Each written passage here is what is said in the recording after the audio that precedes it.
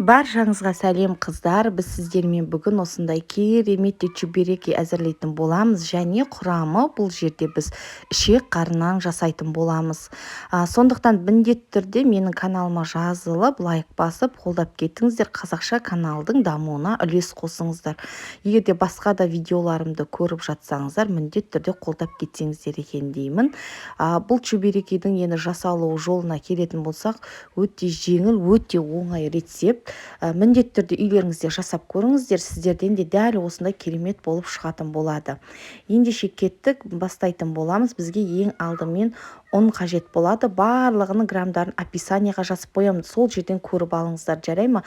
Ендеше кеттік. Ұн, су және бізге май керек. Мына жерде мен таза майды қолданып тұрмын ғой, бірақ сіздер кәдімгі күнбағыс майын қоса берсеңіздер де болады. Бұл оливковый май егер сіздерде жоқ болса, мен тек осыны қоса берейін деп шештім. Негізінде күнбағыс майды толықтан пайдалана беруге болады. Және де бұл жерде бізде тұзды бірінші суға салып ерітіп аламыз. 1-1,5 қасықтай салсаңыздар болғаны. Ендеше мінекей ұнымды өлшеп дайындап қойдым ғой, мінекей. Енді ортасын осылай ашамыз.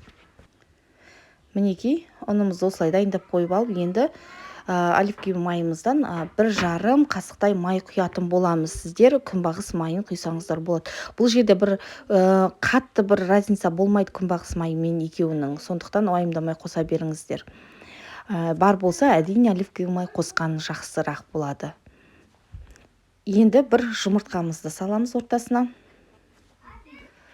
Енді жақсылап араластырып, суымызда, жаңағы тұз суымызды біз шетінен құйып отырамыз. Барлығын бірден құймаймыз, осындай кішкене бөліктерден құйып отырып барып илеңіздер. Бізге әдемі, жұмсақ, орташа қамыр керек. Қатты жұмсақ болып бізде ағып тұрған қамыр болмайды. Орташа кәдімгі еттің қамырындай етіп илейтін боламыз. Мінекей осылай суды шетінен құйып отырып, араластырып, илей бастайсыздар. Барлығын суды құйып жүрсеңіздер, сіздерде сұйық болып үстінен ұн қосып жүрулеріңізге тура келеді. Су артылса артыла берсін, бірақ ұндарыңызға тағы да ұн қосып жатсаңыздар, сіздерде тесталарыңыз дұрыс болмай қалады. Осылай шетінен қосып, бір зуала қамырымызды илеп аламыз. Мінекей мен қалғанын столдың үстіне қойып, осылай илеп алдым. Осы ыңғайлы болады. Ыдыста жақсылап илей алмауларыңыз мүмкін. Дәл осылай біз енді тестамызды бір 20 минутқа демалдыруға қойып, қайтадан тағы да илейтін боламыз. Ал оған дейін біз начинкасын дайындайтын боламыз. Сковородкамызға майымызды құйып, пиязымызды 4 штук пияз жетіп қалады. Осы майға жақсылап тұрып, қыздырып, қуырып аламыз. Енді біз ішек қарнымызды салатын боламыз. Ішек қарынды мен уже тазалап, жуып, массировкадан өткізіп алғанмын. Мінекей, осы морозильниктен шығардым, бірден дайын, уже қайнатылып қойған ғой. Енді оны пиязбенен жақсылап тұрып қуыратын боламыз. Кәдімгі сіздер мантыға осы ішек қарынды қалай дайындайсыздар, массировкадан өткізіп, дәл солай қылып дайындайсыздар, болды. Осылай енді пиязбенен жақсылап тұрып қуыратын боламыз. Бізде суы толықтай кетуі қажет. Осы жерде тұзыңызды, қара бұрыш, приправаларыңызды қоссаңыздар болады. Мен ешқандай приправа қоспадым, балаларым оны ұнатпайтын болғандықтан. Ал егер сіздерге ұнап жатса, қара бұрыш, тағы да басқа приправаларды қосуға болады. Мінекей енді бізде уже суы кетіп, тек майы қалып жақсылап қуырылды, яғни бізде уже ішек қарын пісіп қойды. Сондықтан сіздер оны тесттің арасына қосқан кезде қорықпай пайдалана бересіздер. Енді осыны оттан алып, суытып қойып қоямыз. Біз енді начинкамызды суып, дайын болам дегенше ұнымызбен, яғни тестамызбен жұмыс жасайтын боламыз. Мінекей, тестамызды осылай ортасынан бір саусағымызды өткізіп, осылай домалақ етіп алған соң, бір шетінен кесіп аламыз. Осы шпательдің көмегімен, болмаса пышақтың көмегімен жасай берсеңіздер болады.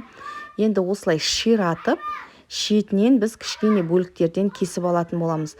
Примерно 40 граммнан алсаңыздар болады. Мен көжубамен осылай барлығын бірдей етіп, шарик етіп кесіп алатын боламын.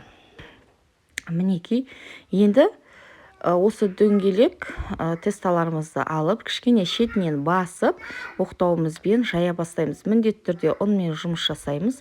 Ұнды сеуіп отырып жаюымыз қажет. Домалақ етіп кішкене пішімдегі домалақтарды жасап осылай шеттерінен жайып қоя берсеңіздер болады. Бізде уже начинкамыз суып тұр, мінекей қасымда, көріп тұрсыздар.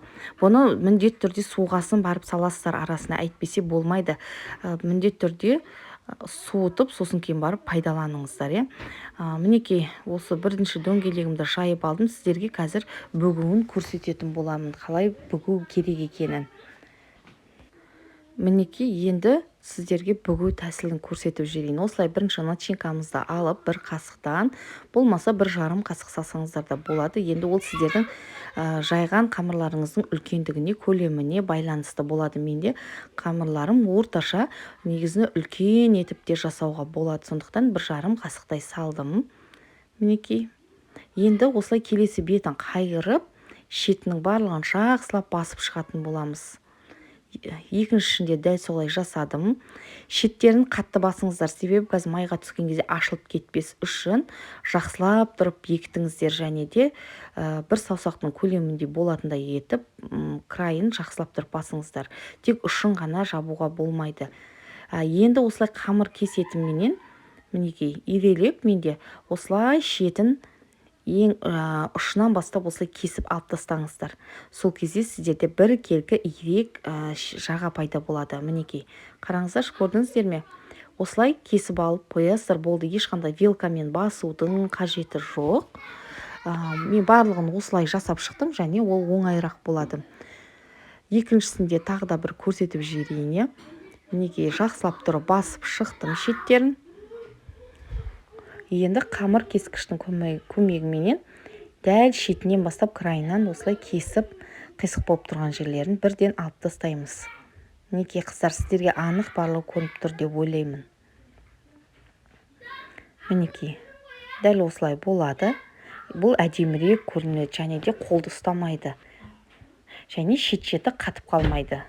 Мінекей, барлығын осылай жасап алдық. Мінекей, жасап қойдық. Енді майымызды қыздырып қойдық табамызға. Шетінен енді пісіретін боламыз.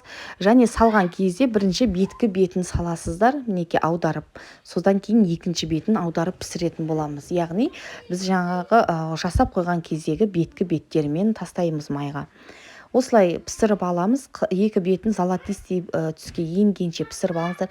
Тым қатты қызарты піскен негізінде әдемі көрінбейді. Сондықтан алтын түске енеді, бір сарғыш бола бастаған кезде сол түсте ала беріңіздер. Ал ішінде начинкасы пісті ма, піспеді ма деп уайымдамаңыздар. Ол уже бізде пісіп қойған. Жаңа біз пісіріп алдық алдын ала, сондықтан ол да тез-тез пісетін болады. Сондықтан уайымдамай дәл осылай пісіріп алсаңыздар болады. Екі бетін кезек-кезек осылай аунатып әдемі етіп пісіріп аламыз. Мінекей қыздар, қараңыздар, қандай әдемі, қандай нәзік, және де пышный болып пісті. Бізде керемет болып шықты. Сіздер де жасап көріңіздер. Міндетті түрде тура осы рецептіменен сіздерде де осындай әдемі болып шығатын болады. Маған өзіме қатты ұнады, балаларыма да ұнады. Міндетті түрде жасап көріңіздер, және достарыңызбен осы менің YouTube каналыммен бөлісуді ұмытпаңыздаршы. Сіздердің мен үшін қолдауларыңыз осы болсын.